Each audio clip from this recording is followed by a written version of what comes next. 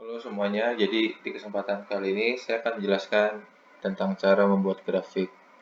Jadi tujuan pembelajaran kali ini adalah menerapkan metode dalam statistik deskriptif.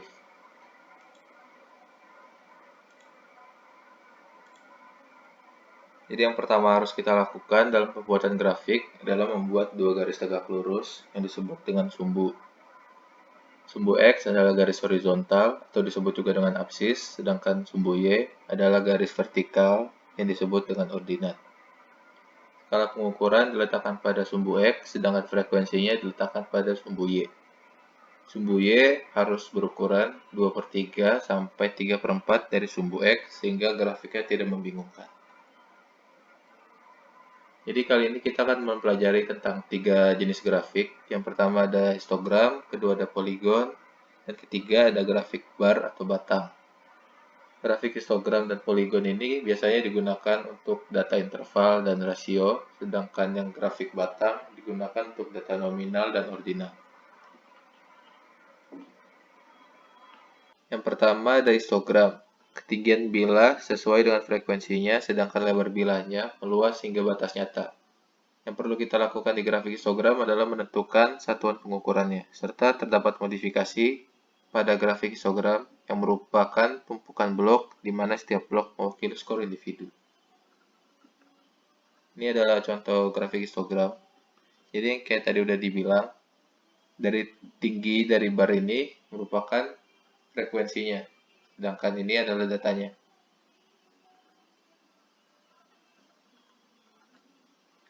Yang kedua ada poligon.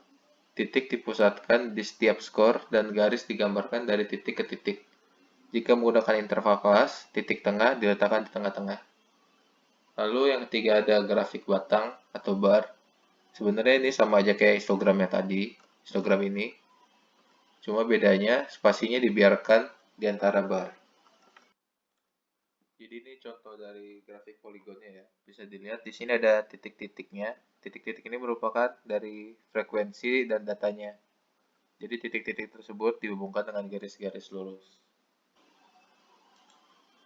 Lalu ada bar. Bisa dilihat ya kan, sebenarnya sama ya sama yang histogram.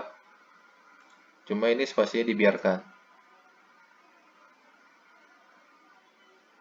Lalu ada stem and leaf display. Ini tuh sebenarnya merupakan alternatif untuk tabel atau grafik distribusi frekuensi.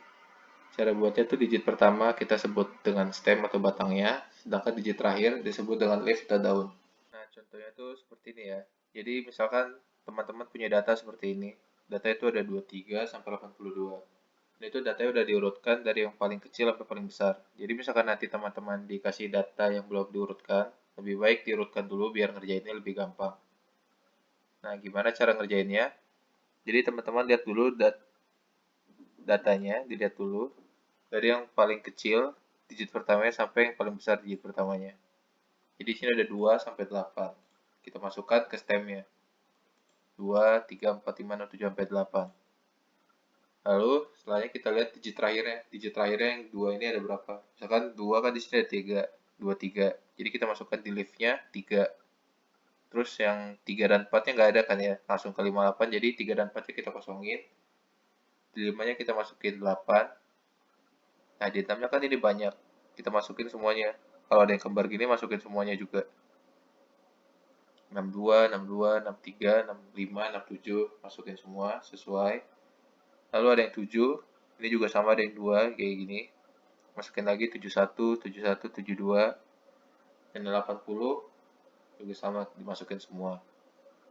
Tujuannya apa sih dibikin kayak gini?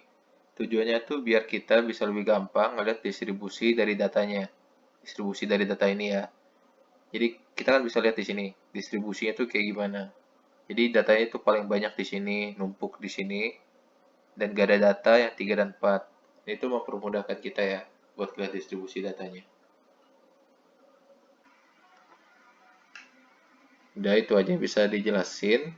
Jadi coba sekarang teman-teman kerjakan nomor 4, 7, 10, 12, 14, 18, 20, 23, dan 26 di halaman 67 sampai 70. Sekian, terima kasih.